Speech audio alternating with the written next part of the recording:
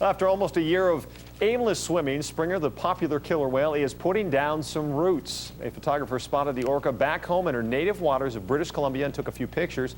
Springer, you might remember, was rescued from the Puget Sound last summer, and now it looks like she has settled down with a few members of her family. We'll take a look at the orca's progress coming up in just a minute. First, let's check in and take a look at the forecast. Mark Coleman standing by in the NorthWest First Alert Weather Center. Mark? It's a sweet success. Springer the orca reunites with her pod. Coming up, we'll take a look at her progress. You're watching NWCN, Northwest Extra.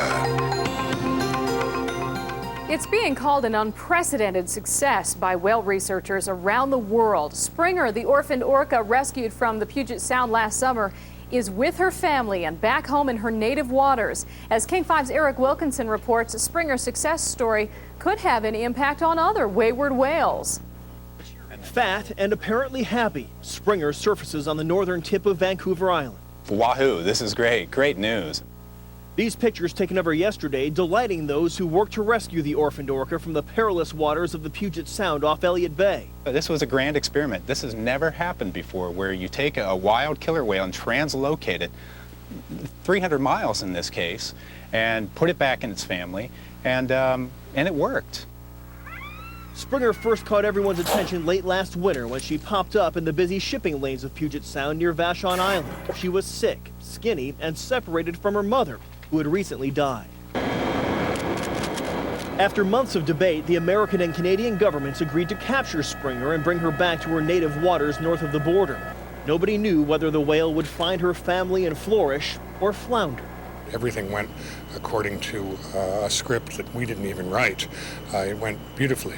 Now researchers have their sights set on an American orca named Luna, lost and languishing for 2 years in Vancouver Island's Nootka Sound. Many in the U.S. hoping Springer's success story will compel Canada to return the favor. Quid pro quo, Canada. Come on, step up and let's get this whale back to its family. It can be done. Springer just proved it.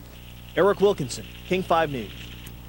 Here's another look back at a very busy year for the orphaned orca. Springer was first spotted last year in the Puget Sound near Vashon Island, Washington.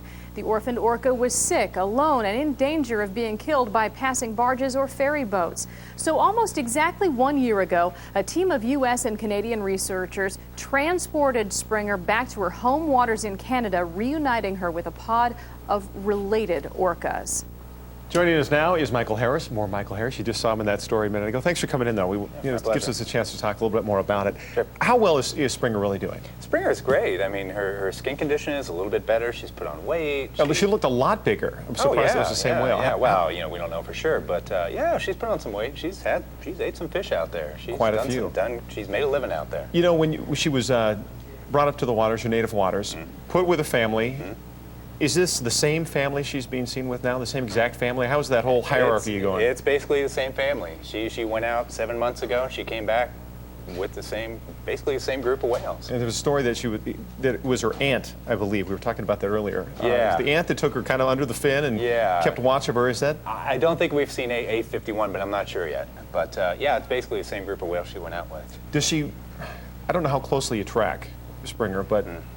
Does she take off, or is she always with her pod? She is always with her pod. That's the amazing thing. I mean, it took her a few days to finally connect when we first did the release, and then she stuck like glue, and she's been with them the entire time. And this is big ocean. They travel 75 miles a day. This is it's like basically being on an exercise bike and then running a marathon. It's amazing. We look at what happened, what is happening with Keiko, and I don't know, trying to reintroduce Keiko. Keiko was so much older and had never been in the wild. Are we fortunate that Springer was so young, and is that really what made this happen? Actually, we're fortunate if Springer never went into a concrete tank, which are roach motels. They go in and they never come out, and that's the problem with Keiko. And I've been involved with the Keiko project as well. And Keiko has been in a concrete tank in Mexico City for 20-some years, and that's a little harder to decondition than we did with Springer. Well, this is such a success story. Let's talk a little bit about Luna. Sure. You alluded to it a bit, but that is kind of the. It is directly linked. We rescued Springer, and I think, unfortunately, we're going to have to rescue the Department of Fisheries Oceans Canada because they've lost their way as well. They came out and decided they're not going to do a thing with Luna, and Luna is an accident waiting to happen. And let's tell people again, just to remind them, Springer was from Canada. was down here. We had to take her That's back right. up there. And Luna is from down here, but it's hanging out up there. Luna's from Puget Sound, Right. an endangered population of 84 whales versus a population of about 215 up north. And, you know, and we exhausted a lot. We put a lot of resources into getting Springer up there, and all of our money, you know, U.S. money paid for the entire thing. Right. Now we're just saying to Canada, hey, you know, help us out here. We've got one of ours up there. Reciprocation. Yeah, you know, quid pro quo, like I say here. And it's like the feds down here, they're tough to budge, but once we will budge them, and we're going to keep pushing. And yeah, so we'll see how it goes. All right. Well, thank you for coming in and sharing the stories with Springer, and we'll keep an eye on Luna as well. Absolutely. Appreciate Thanks a lot. My pleasure. All right, here are a few orca facts that you might not be aware of. Mature whales grow to about 23 feet. Females reach about 20 feet.